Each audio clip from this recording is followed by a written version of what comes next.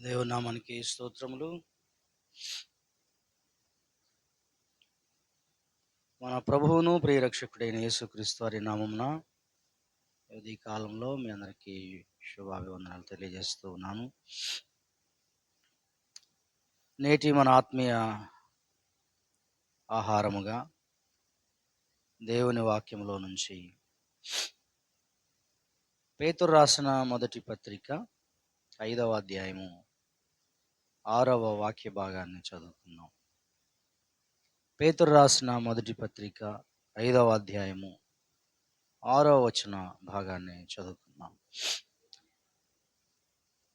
దేవుడు తగిన సమయమందు మిమ్మును హెచ్చించునట్లు ఆయన బలిష్టమైన చేతి క్రింద దీన మనస్కులై ఉండుడి.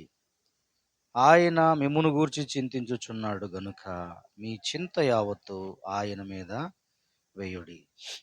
చదవబడినటువంటి దేవుని వాక్య భాగంలో దేవుడు తగిన సమయమందు మిమ్మును, నన్ను, నిన్ను, మనందరినీ హెచ్చించు దేవుడుగా ఆయన ఉన్నాడు. ఆయన హెచ్చించే దేవుడు. ఒక మనిషి నుండి, ఒక వ్యక్తి నుండి మనకు హెచ్చింపు కలుగదు. హెచ్చింపు కలిగించేవాడు, బలపరిచేవాడు, దీవించేవాడు, మనల్ని వృద్ధి చేసేవాడు దేవుడే, మరొకరు కానే కాదు. మన జీవితంలో మనము ఒక ప్రశ్న వేసుకుంటాం, దేవుడు నన్ను ఎప్పుడు దీవిస్తాడు, దేవుడు ఎప్పుడు నన్ను హెచ్చిస్తాడు, దేవుడు నన్ను ఎప్పుడు, ఏమో నేను ఇన్ని సంవత్సరాలుగా ప్రార్థన చేస్తూ వస్తున్నా, ఇంకా నా సమస్యలు తీరిపోవట్లేదు, ఇంకా నా కష్టాలు పోవట్లేదు, ఇంకా నా ఈ బాధలన్నీ ఎప్పుడు పోతాయో, దేవుడు నన్ను ఎప్పుడు కనికరిస్తాడో, ఎప్పుడు నన్ను హెచ్చిస్తాడో, ఎప్పుడు నన్ను దీవిస్తాడో అన్న ప్రశ్నలతో మనం చాలాసార్లు బాధపడుతూ ఉంటాం. నేను ఏం అన్యాయం చేస్తున్నా, నేను ఎవరికి ఏం అన్యాయం చేస్తున్నా, నేను ప్రార్థనకు వస్తున్నా, చక్కగా దేవునిలో నడుచుకుంటున్నా, దేవునికి ఇవ్వవలసినవి ఇస్తున్నా, అలాగే దేవుని వాక్యంలో నాకు తెలిసినంత మట్టుకు నేను దైవజనులు చెప్పినట్లుగానే నేను నడుచుకుంటున్నాను. దేవుని యొక్క మహాకృపను బట్టి నేను బాగానే ఉన్నాను ఇప్పటి వరకు. కానీ ఎందుకో ఇంకా దేవుడు మరి నన్ను హెచ్చించట్లేదు అని మనం చాలాసార్లు బాధపడుతూ కుంగిపోతూ ఉంటాము. కొంతమంది స్త్రీలు, భర్త ఉన్నాడు కానీ నన్ను ప్రేమించేవారు లేరని బాధపడేవాళ్ళు. ఎప్పుడు ఈయన మారతాడో, ఈ భర్త ఎప్పుడు మారతాడో, ఈ మొరటివాడు మూర్ఖుడైన నా భర్త ఎప్పుడు మారతాడో, నేను ఇంతకాలం నుంచి ప్రార్థిస్తున్నా, చాలా ఏళ్ళుగా నేను ప్రార్థన చేస్తా వస్తున్నా, కానీ ఇసమంతా కూడా మార్పు లేదు అని బాధపడే భార్యలు ఉంటారు. భార్యల గురించి, భర్తలు గౌరవించని బిడ్డల గురించి, బిడ్డల చదువుల కోసం, బిడ్డల ఉద్యోగాల కోసం, బిడ్డల వివాహాల కోసం దేవుణ్ణి అడుగుతూ, దేవా మమ్మల్ని హెచ్చించవా, మేము పేదరికంలో ఇబ్బంది పడుతున్నాం, లేదా కష్టాల్లో ఉన్నామయ్యా, చాలా మేము మానసికంగా నలిగిపోతున్నాం, మేము అప్పుల బాధలో కూరుకుపోయి ఉన్నాము, ఎప్పుడు మమ్మల్ని హెచ్చించేది, మా జీవితాల్లో ఎప్పుడయ్యా మార్పు తీసుకొచ్చేది, నీవు ఎప్పుడు మమ్మల్ని వృద్ధిలోని తీసుకొస్తావు, ఎప్పుడు మమ్మల్ని పైకి తీసుకొస్తావు అని చాలాసార్లు మనం ప్రశ్నిస్తూ ఉంటాం, దేవుని అడుగుతూ ఉంటాం, ప్రార్థన చేస్తూ ఉంటాం, దేవుని అడుగుతూ ఉంటాం, ప్రార్థన చేస్తూ ఉంటాం. కానీ దేవుడు ఏమంటున్నాడు ఇక్కడ తన పత్రికలో, పేతురు రాసిన పత్రిక 5:6 ఏమంటున్నాడు? దేవుడు తగిన సమయమందు, ఒక సమయం ఉంది, నేను మిమ్మల్ని హెచ్చిస్తాను కానీ తగిన సమయం ఉంది, ఆ సమయంలో మీరు దీవించబడతారు, మిమ్ములను హెచ్చిస్తాను. ఒక సమయంలో దేవుడు మనల్ని ఇన్సర్ట్ చేసి పెట్టినట్లుగా, మన లైఫ్ని దాంట్లోనే ఆయన నడిపిస్తున్నట్లుగా మనం గ్రహించాలి. ఎందుకంటే దేవుడు అంటున్నాడు, తగిన సమయంలో మిమ్మును హెచ్చించున్నట్లుగా ఆయన బలిష్టమైన చేతి క్రింద దీన మనస్కులై మీరు ఉండండి, కఠిన హృదయులై మీరు ఉండకండి. మీరు ఇప్పుడు ఎలా తగ్గించుకున్నారో, ఇప్పుడు ఎలా మీరు దేవుని కోసం, దేవుని ఆశీర్వాదం కోసం వెయిట్ చేస్తున్నారు, దేవుని పాదాలు పట్టుకుని బతిమలాడుకుంటున్నారు, అలాగనే మీరు ఉండండి దీన మనస్కులై, విసిగిపోకండి. ఆయన మిమ్మును గూర్చి చింతిస్తున్నాడు. ఆయన మిమ్మును గూర్చి ఆయన ఆవేదన చెందుతున్నాడు. కానీ ఒక సమయం వస్తది. తగిన సమయంలో ఆయన మిమ్మల్ని హెచ్చిస్తాడు అంటున్నాడు. ఈ ఆకాశం క్రింద ప్రతి దానికి ఒక సమయం ఉంది. అలాగనే దేవుడు తన పిల్లలకు కూడా ఒక సమయం నిర్దేశించి పెట్టాడు ఆయన. ఆ సమయంలోనే మనము దేవుడు మనల్ని బ్లెస్ చేస్తాడు. దేవుడు మనల్ని హెచ్చిస్తాడు. దేవుడు మనల్ని ఆశీర్వదిస్తాడు. నా జీవితంలో ఒక ప్రశ్న దేవుని అడుగుతూ ఉండేవాడిని. మేము పరిచర్య ప్రారంభించిన తొలినాళ్ళు ఎప్పుడు ఇదే ప్రశ్న, ఎప్పుడు హెచ్చిస్తావయ్యా మమ్మల్ని, ఎప్పుడయ్యా అని చాలా ఏళ్ళు అలా ప్రార్థన చేసేవాడిని. కానీ నిజంగా అది ఆ దేవుడు తగిన సమయం అన్న మాటకు ఒక అర్థం నేను చూడగలిగాను. కనుక ఈ ఉదయకాల సమయంలో ప్రతిదానికి ఒక సమయం ఉంది. ఆ సమయంలో దేవుడు మనల్ని బ్లెస్ చేస్తాడు. దేవుడు నిన్ను నన్ను దీవిస్తాడు, నిన్ను నన్ను హెచ్చిస్తాడు. ఆ సమయం కోసం మనం ఆరాట పడొద్దు, వెయిట్ చేయాలి. దానికోసం మనం ఏదో మరి పరుగులెత్తొద్దు. దేవుడు హెచ్చించే వరకు కొన్నిసార్లు మనం పరుగులెత్తుతూ ఉంటాం, కొన్నిసార్లు నిరుత్సాహపడుతూ ఉంటాం, కొన్నిసార్లు మా మా పరిస్థితి ఏంటి అని చాలా చాలా దిగులుగా. కానీ దేవుని వాక్యం చాలా స్పష్టంగా చెప్తా ఉంది. ప్రసంగి గ్రంథం 3వ అధ్యాయము 1-2 వచనాల్లో అక్కడ అంటాడు, ప్రతిదానికి సమయం ఉందట. ఆకాశము క్రింద ఉన్న ఆకాశం క్రింద ఉన్న ప్రతిదానికి ఒక సమయం ఉంది. అక్కడ రాసి పెట్టాడు, పుట్టుటకు, చొచ్చుటకు, నాటుటకు, నాటబడిన దాన్ని పెరికి వేయడానికి, అవన్నీ చెప్తాడు. ప్రతిదానికి ఒక సమయం ఉంది, ప్రతిదానికి ఒక సమయం ఉంది అని దేవుడు మన జీవితాల్లో అవన్నీ పెట్టాడు ఆయన. ఏది ఎప్పుడు ఎలా జరగాలని. ఈ విశ్వాన్ని మనం చూస్తాం. సూర్యుడిని చంద్రుడిని దేవుడు ఒక నిర్దేశించబడిన కక్షలో దాన్ని ఉంచాడు. ఒక నిర్దేశితమైన కక్షలో అవి తిరుగుతూ ఉంటాయి. ఆ టైంకు సూర్యుడు తన చుట్టూ తాను తిరగాలి, చంద్రుడు తన చుట్టూ తాను తిరుగుతూ, సూర్యుని చుట్టూ తిరుగుతూ, ఇలా భూమి చుట్టూ తిరుగుతూ దాని యొక్క కక్షలో దాని ప్రయాణాన్ని అది చేస్తూ ఉండే విధంగా దేవుడు వాటిని ఆకాశంలో డిజైన్ చేసి పెట్టాడు. ఒకవేళ కొంచెం అటు ఇటుగా విశ్వము నడిస్తే మొత్తం కొలాప్స్ అయిపోతుంది. కొంచెము సూర్యుడికి దగ్గరగా మన భూమి వెళ్తే అది కాలి బూడిదైపోతుంది. 1 డిగ్రీ దాటి ముందుకెళ్ళిన దేవుడు నిర్దేశించిన కక్షను దాటి ముందుకెళ్తే అది కాలి బూడిదవుతుంది. ఒకవేళ ఆయన నిర్దేశించిన నియమించిన కక్షను దాటి యువతలకు వస్తే అది చల్లటి మంచుగడ్డలాగా తయారవుతుంది. కాబట్టి దేవుడు ప్రతిదానికి ఒక సమయాన్ని, పరిస్థితిని, ఒక సరిహద్దును, ఒక విధానాన్ని, ఒక సిస్టమ్ను దేవుడు ఈ సృష్టి యావత్తు పెట్టాడు.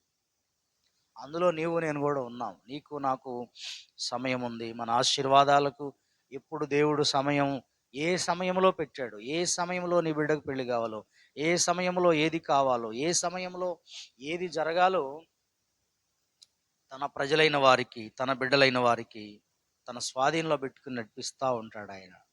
కనుక ఈ ఉదయకాల సమయంలో ఆయన తప్పనిసరిగా మనల్ని తగిన సమయంలో అంటాడు. దేవుడు ఎప్పుడు, ఏ కాలంలో, ఏ సమయంలో మనకు మేలులు చేయాలనుకున్నాడో అప్పుడే జరిగిస్తాడు ఆయన, అప్పుడే జరిగిస్తాడు. కానీ మనం ఏం చేస్తున్నాం? మేలుల కోసం, ఆశీర్వాదాల కోసం, దీవెనల కోసం మరి పరిగెత్తుతున్నాం. అవి ఎక్కడ దొరుకుతాయా అని పరిగెత్తుతున్నాం. అవసరం లేదు. దీన మనస్కులై దేవుని చెంత మన దోషాలను ఒప్పుకుని మనము విడిచిపెట్టాల్సిన విడిచిపెట్టి, మనం సరిదిద్దుకోవాల్సిన సరిదిద్దుకుని, వాక్యానుసారంగా ఆయన పాదాలు పట్టుకొని నడిస్తే తగిన సమయంలో ఆయన మనల్ని దీవిస్తాడు. అప్పటి వరకు మనం విశ్వాసంతో ఎదురు చూడాలి, నిరీక్షణతో ఎదురు చూస్తూ ఉండాలి. అదే భక్తి. కొంతమందికి ఓపిక ఉండదు. మనం దైవవాక్యంలో చాలామంది భక్తులు మనం చూస్తాం. ఒక శారా తగిన కాలంలో, నిర్ణయ కాలంలో దేవుడు ఆమెను దర్శించెను అంటాడు. చాలా రెఫరెన్స్లు మనకు కనిపిస్తాయి. ఇశ్రాయేలీల జీవితంలో 430 సంవత్సరాలు వాళ్ళు దుఃఖపడ్డారు, కన్నీళ్లు గార్చారు, వాళ్ళు వేదన చెందారు, వాళ్ళు మొరపెట్టారు. వాళ్ళు తగిన సమయం వచ్చింది, దేవుడు వాగ్దానాన్ని జ్ఞాపకం చేసుకున్నాడు, వారిని దర్శించాడు వారిని. ఇశ్రాయేలు జనాంగమును దర్శించాడు. గొప్ప సూచక్రియలు అద్భుతాలు చేసి మోషే అహరోనుల ద్వారా వారిని వెలుపలికి తీసుకొచ్చి వారి పక్షాన ఏమి చెప్పాడో వాగ్దానం అది నెరవేర్చాడు. ఈ రోజున మన జీవితాల్లో కూడా మన జీవితాల్లో తప్పకుండా నా ప్రార్థన దేవుడు జ్ఞాపకం చేసుకోవట్లేదు, నేను నా స్థితి ఎక్కడ వేసిన గొంగడు అక్కడే ఉంది అని బాధపడుతున్న విశ్వాసులమైన మనకు దేవుడి ఉదయకాలంలో ఇస్తున్న జవాబు ఏంటంటే, తగిన సమయంలో ఆయన హెచ్చిస్తాడు. తగిన సమయంలో నిన్ను నన్ను ఆయన బ్లెస్ చేస్తాడు. చివరిగా ఒక భక్తుడు జీవితాన్ని మనము నీ ముందు ఉంచుతా. నేను ఎస్తేరు గ్రంథంలో 2వ అధ్యాయంలో ఒక ఎస్తేరు గారు పెనుతండ్రి అయినటువంటి మొర్దెకై అనే వ్యక్తిని మనం చూస్తాం. మొర్దెకై గురించి రాయబడ్డటువంటి ఒక చక్కటి సందర్భం మీరు చూస్తే 2వ అధ్యాయము ఎస్తేరు గ్రంథము 21వ వచనంలో, ఆ దినములలో మొర్దెకై రాజు గుమ్మములో కూర్చుని ఉండగా రాజు యొక్క 2 షండులైన బిగ్తాను తెరెష్యను ద్వారపాలకులు కోపగ్రస్తులై రాజైన అహష్వేరోషును చంపుటకు ఆలోచించుకొని ఉండిరి. ఈ వాక్య భాగంలో మీరు చూస్తే పైన 19వ వచనంలో కూడా 2వ మారు కన్యకలు కూర్చబడినప్పుడు మొర్దెకై రాజు గుమ్మములో కూర్చుని ఉండెను. ఈయన మనం గమనించినట్లయితే మొర్దెకై జీవితాన్ని మనం పరిశీలన చేస్తే యూదులలో నుండి చెరపట్టుకుని రాబడ్డటువంటి యూదు జనాంగంలో ఆనాడు బబులోను దేశంలో వీరు నివసిస్తున్నారు. అటువంటి టైంలో ఈ అహష్వేరోషు అనే రాజు కాలంలో జరిగిన ఆ చర్యలు ఇవన్నీ కూడా, అందులో మొర్దెకై యొక్క వ్యక్తిగా మనం చూస్తాం. ఈ ఎస్తేరు గ్రంథంలో 2 వ్యక్తులు మనకు కనబడతారు. ఒకటి ఎస్తేరు, 2 మొర్దెకై. మనం మొర్దెకై గురించి మాట్లాడుతున్నాం. మొర్దెకై జీవితాన్ని మనం చూస్తే ద్వారపాలకుడు. మొర్దెకై ద్వారపాలకుడు అంటే గేట్ మ్యాన్గా ఉన్నాడు. రాజుగారు వస్తూ పోతున్నప్పుడు ఆ అంతఃపురానికి ఉన్నటువంటి గేట్ తీయడం వేయడం, గేటు వేయడం తీయడం, గేట్ మ్యాన్గా ఉన్నాడు, ద్వారపాలకుడుగా ఉన్నాడు. ఒకానొక సమయంలో ఇలాంటి గేట్ మ్యాన్గా ఉన్నటువంటి మొర్దెకై ఎవరు గుర్తిస్తారండి? గేట్ తీయడం వేయడం ఎవరు గుర్తిస్తారు? అలాంటి పని చేసేవాడిని ఎవరు గుర్తించరు. కానీ అక్కడ గేట్ దగ్గర ఉండి గేట్ వేయడం తీయడం ద్వారపాలకుడిగా ఉంటున్న సమయంలో ఆయన ఒక్కడే కాకుండా ఇంకా కొంతమంది ఉన్నారు. వారు ద్వారపాలకులే. 2 షండులు, వాళ్ళిద్దరి పేర్లు బిగ్తాను తెరెష్ అనేవారు. వీళ్ళిద్దరూ కుట్ర చేసే రాజును అటాక్ చేసి చంపాలి అనుకున్నారు. అహష్వేరోషు రాజు మీద కోపం ఉంది వాళ్ళకి. ఆ కోపంతో వాళ్ళు చంపాలనుకున్నారు. ఆ చంపాలనుకుని ప్లాన్ చేస్తున్న దాన్ని మొర్దెకై విన్నాడు. దానిని వెంటనే రాజు దగ్గరికి ఈ సమాచారాన్ని పంపించాడు. రాజు మీద కుట్ర జరుగుతుంది, రాజును చంపడానికి 2 వ్యక్తులు ప్లాన్ చేస్తున్నారు, వాళ్ళిద్దరు ద్వారపాలకులే అన్నప్పుడు దాన్ని రాజు పరిశీలించాడు. వాళ్ళిద్దరిని అరెస్ట్ చేయించాడు. అది ఏమైంది? కోర్టుకు వచ్చింది. దాని మీద విచారణ జరిగింది, నిర్ధారణ అయింది, వాళ్ళిద్దరు చంపబడ్డారు. ఈ విషయము రాజ్య సమాచార గ్రంథంలో రాయబడింది. రాజ్య సమాచార గ్రంథంలో రాయబడి ఒక రోజున ఆయన నిద్రబట్టక అటు ఇటు తిరుగుతూ తన యొక్క అక్కడ ఉన్నటువంటి ద్వారపాలకుడు బిగ్తాను వీళ్ళందరూ చేసినటువంటి తెరెష్ అనేటువంటి వీళ్ళిద్దరూ చంపడానికి ప్రయత్నించిన సంఘటన రాజ్య సమాచార గ్రంథం చదువుతున్నప్పుడు రాజ్య సమాచార గ్రంథంలో రాయబడి ఉంది. అవును కదా, చాలా ఏళ్ల క్రితం నన్ను 2 చంపడానికి ప్రయత్నం చేశారు, ఒక వ్యక్తి నన్ను కాపాడాడు, ఈ విషయాన్ని తెలియజేసి నన్ను ఎవరు చంపబోతున్నారు అని. అరే, అలాంటి వ్యక్తికి ఏం చేశారు వీళ్ళు అని చూస్తే దాంట్లో ఏమీ రాసలేదు. అలాంటి వ్యక్తికి ఏ సన్మానం జరిగినట్టుగా లేదు. అప్పుడు వెంటనే హామాన్ను పిలిచాడు. ఏమయ్యా హామాను, నన్ను ఆ రోజున చంపాలనుకున్నారు 2 వ్యక్తులు, ఆ తెరెష్ బిగ్తాన్ అనేవాడు, మరి ఆ విషయాన్ని తెలియపరిచినటువంటి వ్యక్తికి ఏమైనా చేశారా మీరు అంటే, లేదయ్యా రాజుగారు, ఏమి చేయలేదు. మరి అలాంటి వ్యక్తికి సన్మానం చేయాలి కదా, మీరు ఎందుకు సన్మానం చేయలేదు అతనికి? అతను పిలిచి సన్మానం చేయమన్నాడు. ఎలాంటి సన్మానం? రాజవస్త్రాలు ధరించుకుని రాజు యొక్క గుర్రాల మీద ఎక్కి, ఆ గుర్రం మీద ఎక్కి చక్కగా ఘనంగా తిరగాలి, ఘనపరచాలి. ఆ విధంగా ఎంత అద్భుతమో, ఎంత అద్భుతమో. గేట్ మ్యాన్గా ఉన్న వ్యక్తికి దేవుడు తగిన సమయంలో సన్మానం చేశాడు. తగిన సమయంలో సన్మానం జరిగింది. తగిన సమయంలో సన్మానం జరగటమే కాకుండా దేవుడు ఒకానొక సమయంలో ఈ మొర్దెకైని దేవుడు హెచ్చించి దేశ ప్రధానిగా మార్చాడు. ఎంత అద్భుతమో మనకు అనిపిస్తుంది. తగిన సమయంలో, అప్పటి వరకు ఎక్కడున్నాడు? ఒక గేట్ కీపర్గా, ఒక గేట్ మ్యాన్గా అక్కడుండి, ద్వారపాలకుడిగా ఉండి ఆ పని చేసేవాడు. అతన్ని గేట్ మ్యాన్గా ఉన్న వ్యక్తిని ఎవరు పట్టించుకుంటారు? గేట్ మ్యాన్గా ఉన్న వ్యక్తిని ఎంత తక్కువగా చూస్తారు. ఏమాత్రం చిన్న తేడా వచ్చిన ఆ వ్యక్తిని దూషించటం ప్రారంభిస్తారు. కొంచెం ఆలస్యమైన నీకు బుద్ధి లేదని చెప్పి తిడతారు. ఏం తీయవా, గేటు తీయవా అని చెప్పి. ఇలా రాజుకి ఏ చిన్న నష్టం జరిగినా ఆ ఇద్దరు ఎలా చంపబడ్డారో అలా చంపబడే ప్రమాదం ఉంది.